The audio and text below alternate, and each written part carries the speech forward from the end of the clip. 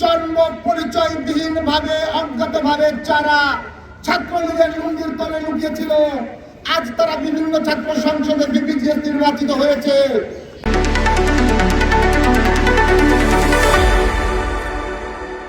শহীদ রাষ্ট্রপতি জিয়াউর রহমানের অনুকম্পায় যারা বাংলাদেশি পাসপোর্ট পেয়েছিল, এই দেশে রাজনীতি করার সুযোগ পেয়েছিল, তারা আজকে খালেদা জিয়াকে নিয়ে, জিয়া পরিবারকে নিয়ে বিভিন্ন ন্যারেটিভ দাঁড় করানোর চেষ্টা করে।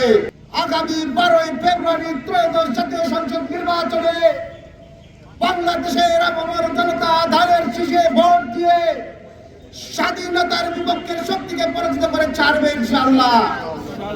17 বছরের দীর্ঘ ফ্যাসিবাদ আমলে আমরা আমাদের নিজস্ব পরিচয় লুকিয়ে কোথাও থাকিনি। বুক চিতিয়ে লড়াই করেছি সগর্বে। জন্ম পরিচয়বিহীন ভাবে অজ্ঞাত ভাবে যারা ছাত্রলীগের লুঙ্গির তলে লুকিয়েছিল, আজ তারা বিভিন্ন ছাত্র সংসদে বিপিজিএস নির্বাচিত হয়েছে। সাধারণ শিক্ষার্থীদের